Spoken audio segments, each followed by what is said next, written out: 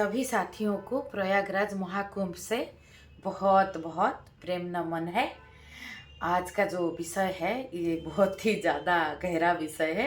नाम मैंने ऐसा रखा है, कट योर रूट्स, और we can say we have to cut our roots.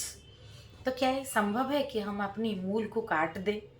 या काटा जा सकता है? या ऐसे काट के हम जी सकेंगे?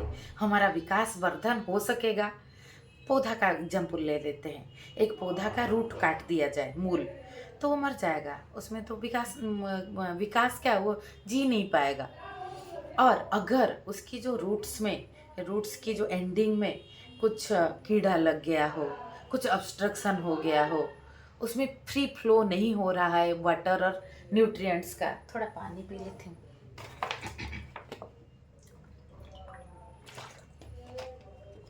तो क्या उसका वर्धन हो पाएगा जैसे होना चाहिए? तो माली को आपने देखा होगा, वो चारों ओर पौधा का बीच बीच में ऐसे करके वो जो मिट्टी को थोड़ा फ्लेक्सिबल बनाता है कि उसके अंदर एयर जा पाए, वाटर का फ्लो, न्यूट्रिएंट का फ्लो अच्छे से हो पाए।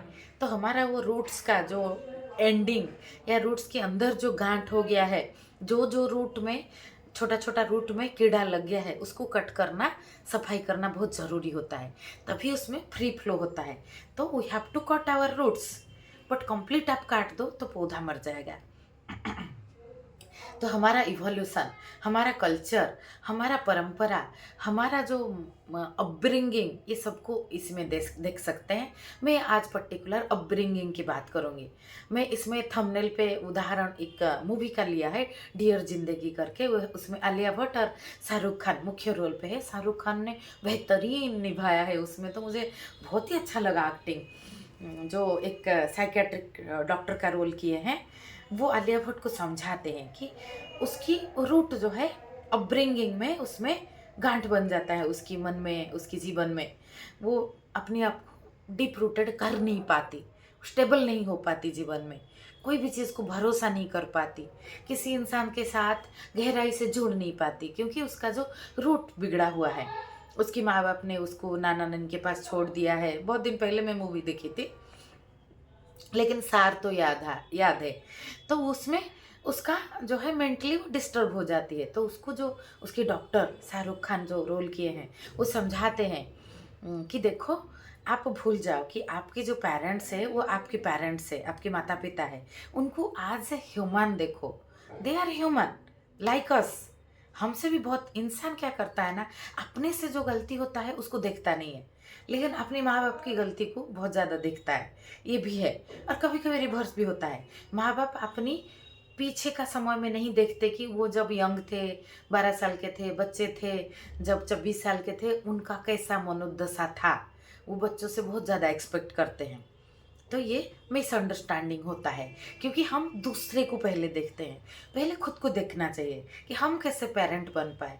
बच्चे भी खुद को देखें कि हम कैसे जो है अपना जीवन को बना पाए। जो पहला हमारा 4 आश्रम में पहला ब्रह्मचर्य या जो अध्ययन का समय बता गया है, क्योंकि उसी समय में बच्चे में ग्रास्पिंग बहुत होता है। 7-8 साल के अंदर जो ग्रास्प करेगा वो उसका जीवन बनेगा। तो वो मूवी में वो दिखाया है। वो समझाते हैं कि अपने माँ बाप को एज ए इंसान देखो, कि उनकी भी अपनी कमजोरियाँ थी, अपनी लाइफ था, लाइफ में बहुत डिस्टर्बेंस थे। तो उन्होंने कुछ डिसीजन लिया, तुम्हें छोड़ दिया नाना नानी के पास, समझ नहीं पाए तुम्हारे इमोशंस को। तो as a human you forgive them, नहीं तो आप आगे नहीं बढ़ पाओगे। तो आपको जो गलत अपब्रिंगिंग हुआ जाने अनजाने में, दो तरह से हो सकता है। एक अनजाने में, they are also victims, they are not bad people, they it is a chain system, chain of flow of the wrong upbringing, कि मेरे साथ जो हुआ मैंने वही किया, या मैंने अपना डिप्रेशन में रहा। मैं अपने जीवन में देखती हूँ, जब मैं खुद से जब जुड़ा हुआ नहीं रहती हूँ, तब मैं अपने बच्चों से नहीं जुड़ पाती। मैं गुस्सा करती हूँ छोटी छोटी बातों पे, नाराज़ होती हूँ कि तुमने ये गलत किया, वो गलत किया। उसको एक सही डायरेक्शन में ना लेके इस तरह से हो जाता है। तो it is about us more, not about them, not about others, चाहे वो किड के लिए हो, जिसके लिए हो। तो उसमें वो फिर वो लड़की जाती है, आलिया भट्ट जाते हैं, वो अपनी माँ के लिए फूल लेके जाते हैं और सॉरी बोलते हैं, और माँ भी फूल देते हैं, उसकी माँ भी रो पड़ती है कि बेटा हमसे भी गलती हुआ है, आई एम सॉरी। तो वो चीज़ें सॉल्व हो जाता है। मैंने देखा था मूवी में, तो ऐसा है बहुत दिन पहले। अभी एक आईआईटी बाबा जो चर्चा में है, उनकी वीडियोस देखो तो आपको दिखेगा कि अंदरूनी जो आग है, जो फायर है पेरेंट्स के लिए, जो दर्द है कि मेरे साथ ऐसा ये हुआ, वो समझ नहीं पाए मुझे। तो बहुत सारे बच्चों का जिस तरह के सोल है, माँ बाप उस आयाम से समझ नहीं पाते। मुझे भी मेरे माँ बाप नहीं समझ पाए बहुत बातों पे, मुझे भी रिबेल रहा बहुत दिनों से। फिर मैं ये चीज़ को समझी कि they were also part of the victim chain system, they did not know how to do it, they are still जो है टॉलरेटिंग देयर लाइफ। तो ये खुद की समझ की बात है। तो जो हो गया हो गया, इसका मतलब ये नहीं बोल रही हूँ मैं कि जिसके साथ जो हुआ है it's okay, no no not at all. और दो तरह की चीज़ें होता है, एक अनजाने में, एक जाने में। मैं आज एक लाइव स्ट्रीम किया था, एक चलते चलते, उसमें भी बताई थी। और ये बहुत ज़रूरी बात है, इसीलिए इसको बार बार बहुत मर्दन करके, मंथन करके इसको देखना चाहिए। जैसे ये आईआईटी बाबा जो है अभय सिंह, इनमें बहुत ज्ञान ये अर्जन किए हैं, लेकिन इनकी जो दर्द ये अभी तक सॉल्व नहीं हुआ है, दिख रहा है। तो वो फिर अध्यात्म की गहराई कैसे हो पाएगा अगर आपकी दर्द के ऊपर प्रेम करुणा का लेप ना लग के वो अंदर की जो झरना नहीं झरा। मैं खुद वो चीज़ क्रॉस करके आई हूँ, बहुत सारा की चीज़। मुझे भी बहुत शिकायत था अपनी माँ बाप से, सास ससुर से, अपने पति से। तो मैं भी वो चीज़ को देखा, वो चीज़ को देखा कि ये बहुत चीज़ों का वो लोगों को भी नहीं पता है कि how to do, they are unable to help themselves, तो how they will help you.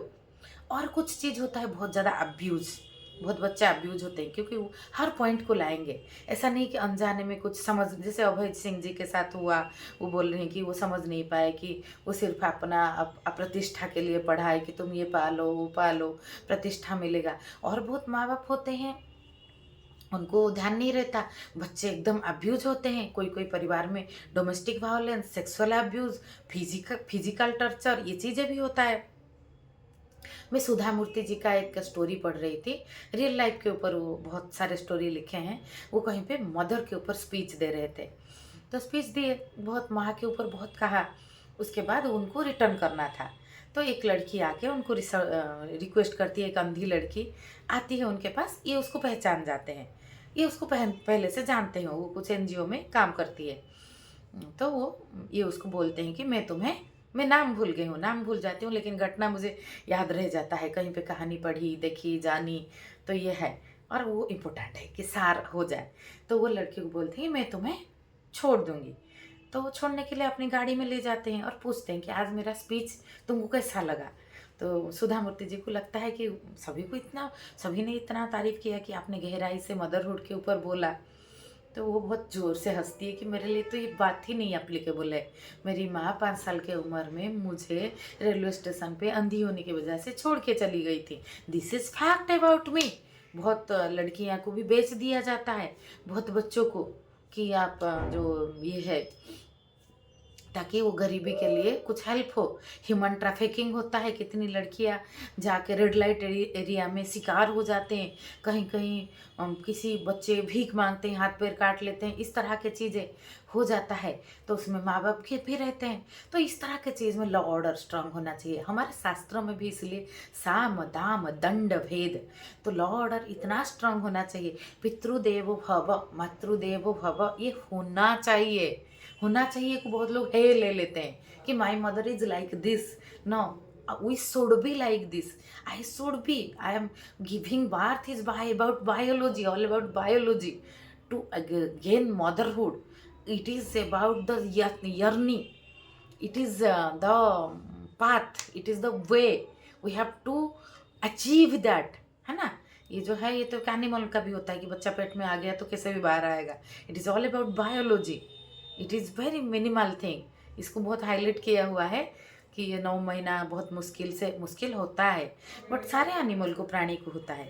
मनुष्य में एक्सेप्शनल है, उसको मदर होना सीखा जाता है। मदरहुड ये एक अवस्था है, इसको प्राप्त करना होता है कि बच्चे को लेके आप ऑब्सेसिव भी ना हो और बच्चे को प्यार भी दो अनकंडीशनल, माँ बाप और बच्चे का प्यार तो अनकंडीशनल होना चाहिए, और एक्सपेक्ट भी मत कुछ करो, कुछ निष्काम कर्म भी वहाँ खिलना चाहिए, और बच्चे की इंडिविजुअलिटी का पूरा रिस्पेक्ट के साथ। कहीं आवाज़ आ रहा है, होटल के रूम में मैं हूँ, बाहर शायद बहुत लोग हैं। तो पूरी इंडिविजुअलिटी का रिस्पेक्ट भी हो, उसका इंडिविजुअल का जो है हार्म ना हो। मैं भी एज ए मदर मैं नहीं बोल सकती कि मैं 100% ठीक कर रही हूँ।